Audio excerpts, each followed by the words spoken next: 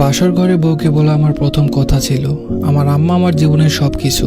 আমি হয়তো আমার আম্মার থেকে বেশি কাউকে ভালোবাসতে পারবো না, কিন্তু আমি চেষ্টা করব তোমাকে তোমার জায়গায় সর্বোচ্চ ভালো রাখার, ভালোবাসার। প্লিজ আমার আম্মাকে কোনোদিন কষ্ট দিও না।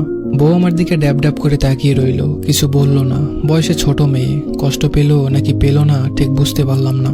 আমি বিছানায় বসতে এসে একটু সরে গিয়ে জায়গা করে দিয়ে বলল, আচ্ছা আপনি কবে চলে যাবেন?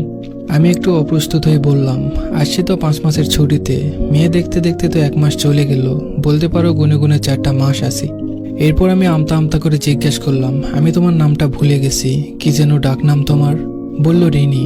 নাম বলেই খিলখিল করে হাসতে লাগলো আর বিড়বিড় করে বলল, আল্লাহ এ কেমন বর, বউয়ের নাম জানে না। সিঙ্গাপুরে থাকার সুবাদে বহু সুন্দরী মেয়ে জীবনে দেখার সুযোগ হয়েছে, কিন্তু খিলখিল করে হাসলে একটা মেয়েকে এত ভয়ঙ্কর সুন্দর লাগতে পারে জীবনে প্রথম উপলব্ধি করলাম। হাসতে হাসতে তার চোখে পানি চলে আসছে, সে খুব সাবধানে পানি মুছে আবার হাসছে, আর আমি প্রথমবারের সবচেয়ে সুন্দরী হাসি মেয়ের প্রেমে পড়ে গেলাম। আমার পুরো জীবন ঋণীময় হয়ে গেল।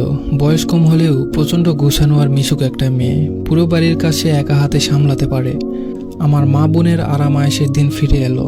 এতে অবশ্য রিনির কোনো আফসোস নেই। আমি যতদিন থাকলাম রিনিকে সাহায্য করলাম। আমার যেদিন ফ্লাইট ছিল তার 3 দিন আগে থেকে রিনির চোখ মুখে আধার নেমে আসে। আমি টের পাই সে বাথরুমে গিয়ে কাঁদে, রান্নাঘরে, বারান্দায় আড়ালে গিয়ে কাঁদতে থাকে, আর আমার সামনে স্বাভাবিক হওয়ার ভান করে। আমিও ভান করি। এই যে প্রিয়দের ছেড়ে যাবার কষ্ট প্রতিবার ভোগ করতে করতে আমি ক্লান্ত। মাত্র ইন্টার পাস করে দেশের বাইরে পাড়ি দিয়েছি জীবিকার তাগিদে। আব্বা মারা যাওয়ার পর ইচ্ছা থাকা সত্ত্বেও আর পড়াশোনা করতে পারিনি। 17টা বছর প্রবাসে জীবন কাটিয়েছি। এখন আর হাউমাউ করে দুঃখ গায়ে মাখাতে মন চায় না, মনকে পাথর করেছি। তবে এবার আমার পাথরে মন কেন যেন গলে যেতে চাই। সিঙ্গাপুরে আসার পর প্রতিনিয়তই বাড়িতে কথা হয়, আম্মার সাথে, ছোট বোন রেহানা আর রিনির সাথেও।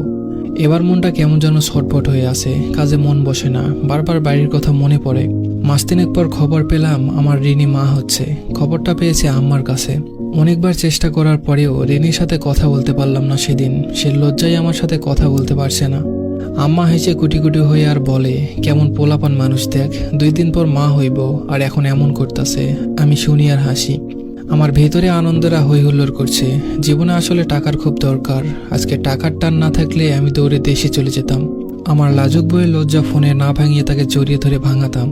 একটা সময় ছিল ছোট পোশাক পরা বিদেশি সুন্দরীদের উপর চোখ চাইতে না চাইতে চলে যেত, কিন্তু এদেরকে এখন আমার ফ্যাকাশে লাগে। আমার নিজের ভেতর আমি অন্য আমিকে আবিষ্কার করতে থাকলাম। প্রায় খাতা কলম নিয়ে হিসাবে বসি। এখন থেকে আরো খরচ কমাতে হবে নিজের। প্রতিদিন অল্প অল্প করে জমাতে থাকলাম। মোটামুটি একটা সেভিং হলেই দেশে গিয়ে অন্তত 1 মাস থেকে আসবো। আমার 2 চোখ ভরা রঙিন স্বপ্নের মৃত্যু ঘটল সেদিন, যেদিন বাড়ি থেকে ফোন করে বলল আমার সন্তান আর রিনি নাকি পৃথিবীতে আর নেই। পানি ভেঙে যাওয়ার ফলে নাকি এমনটা হয়েছে।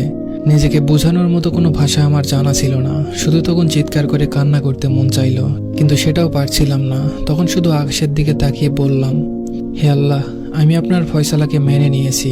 আমার অশান্ত হৃদয়কে আপনি শান্ত করে দিন। প্রচণ্ড যন্ত্রণায় আমার দিনগুলো কাটতে লাগলো। উঠতে বসতে সারাক্ষণ ঋণের কথা কানে বাজে। যে সময়